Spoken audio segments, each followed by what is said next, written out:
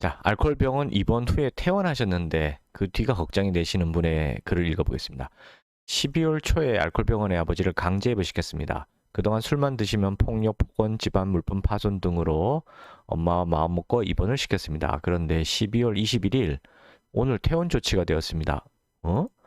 들어보니 보건복지부에서 입원한 사람을 대상으로 확인 절차를 하고 퇴원을 시켜야 한다고 판단되면 그렇게 해야 한다고 하네요. 누군가가 나와서 조사를 했나 봐요, 병원을. 그래서 그 중에서 강제 입원 억울하게 당한 것 같아 싶은 사람들을 퇴원시켰다. 이런 내용인 것 같습니다.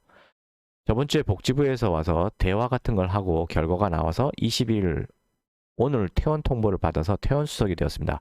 그런데 보호자인 저와 어머니는 퇴원 조치를 원치 않았지만 정부, 즉 복지부에서 그렇게 해야 한다고 하네요. 이제부터가 문제입니다. 같이 사는 동안 항상 폭언, 폭력 등을 해왔는데 태어난 시점부터 안 한다는 보장도 없고 그것 때문에 엄청난 스트레스를 받아오면서 살았는데 또 같은 일이 반복된다고 생각하니 막막하네요. 예, 이게 지금 입원을 강제 입원을 하기 전에 반드시 이거를 고려하셔야 돼요. 퇴원 이후에 벌어질 일들에 대해서 가족들이 예상하고 준비를 하고 입원을 시켜야 됩니다. 그냥 무조건 입원시키면 된다고 생각하시고 입원시키는 경우가 흔하거든요. 대부분 그래요. 네, 그거 좋은 방법이 아닙니다. 여기 보면 뭐라고 되냐면 그리고 앙심을 품고 더욱 심하게 그럴까 걱정입니다. 당연히 앙심을 품죠. 자기를 강제 입원시켰는데 좋아할 환자가 어디 있어요. 사고 판단력도 떨어져 있기 때문에 나는 억울한 피해자고 가족이 나를 나쁜 이유로 나쁜 목적으로 강제 입원시켰다고 믿기 때문에 가족을 적대시하고 더욱 폭력적으로 변하게 됩니다. 그리고 언제든지 자기를 또 강제 입원시킬 거라는 불안감 속에 살게 돼요. 결국은 강제 입원은 그렇게 좋은 건 아닙니다.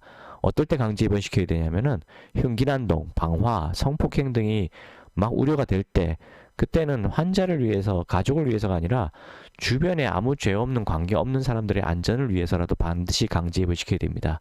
그땐 수단 방법을 가리지 말고 해야 돼요. 네, 그렇지 않은 경우는 강제 입원시키지 마십시오. 더 확실한 치료, 더 안전하고 더 좋은 치료들이 있습니다.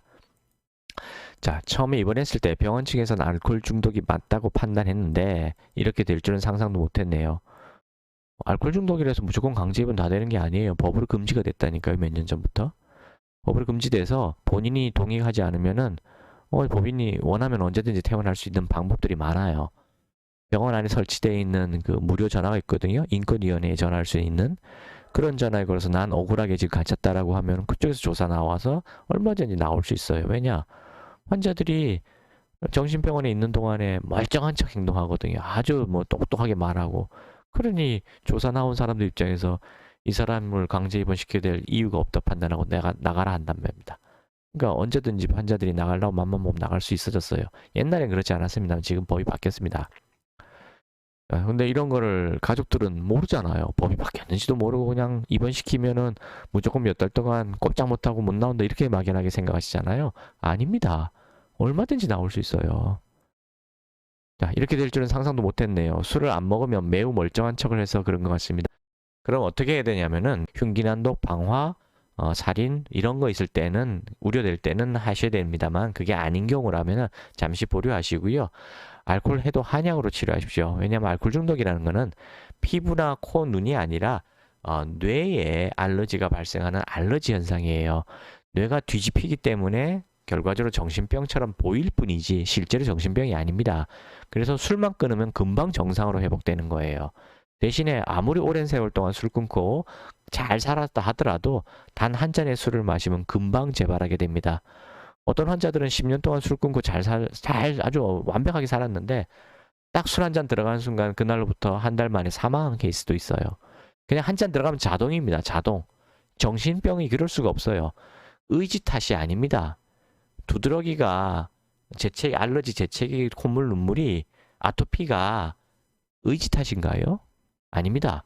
그냥 유전자하고 어떤 알러지 유발 물질하고 맞지가 않기 때문에 내 몸이 해독을 못하기 때문에 몸에 병이 생기는 거거든요. 똑같습니다. 알코올 중독도 알코올을 해독 못하는 유전적인 체질이 있습니다. 그분들이 아무것도 모르고 술을 계속해서 마시면서 주량을 늘려나갔기 때문에 독성이 쌓여갔기 때문에 뇌에 문제가 생겨서 알코올 중독자가 되는 거예요. 그래서 술만 끊으면 알코올 해독 한약을 복용해서 해독을 하면서 술만 끊으면은 모든 것이 정상으로 회복됩니다. 불면증, 우울증, 뭐 귀신 보이는 거, 환청 들리는 거, 분노 조절 장애, 공황 장애, 불안 초조, 뭐 우울감 뭐 다 사라집니다. 그러니 정신력이다, 의지 탓이다 생각하지 마세요. 그건 사실이 아닙니다.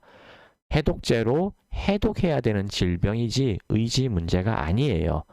하지만 안타깝게도 심지어 병원에서도 천천히 줄이다가 술을 끊자 의지 탓이다라고 얘기를 해주거든요. 사실 아닙니다. 천주교 미사 보시는 신부님들 있죠? 그 다음 의사 중에도 알코올 중독자 흔해요. 많아요. 하느님을 모시는 신부님들도 의지로 종교적인 문제로 해결이 안 되는 게 알코올 중독입니다. 그분들이 왜 알코올 중독에 빠지냐고요? 미사 보시면서 이것은 하느님의 피 하면서 매일마다 미사 보실 때마다 마시거든요. 그게 몇 년, 10년 되다 보면은 자기도 모르게 걸리는 거예요. 이건 부모한테 대물림되는 유전자에 의한 겁니다. 물론 예외도 있습니다만은 저희 한의원에 오시는 환자의 한 90%는 다 유전이에요. 그래서 뭐 집안 아버지, 형제, 큰아버지, 할아버지 세대에 물어보면은 다 걸려요. 정말 많습니다. 근데 예외도 있긴 있습니다만 10%가 안 됩니다. 따라서 알코올 중독은 알러지라는 걸 명심하시고요. 알코올 해독 한약으로 해독해서 치료하시기 바랍니다. 그것이 먼저 가장 최우선이에요. 그 다음에 다른 방법들을 덧붙여 나가면 아주 좋습니다.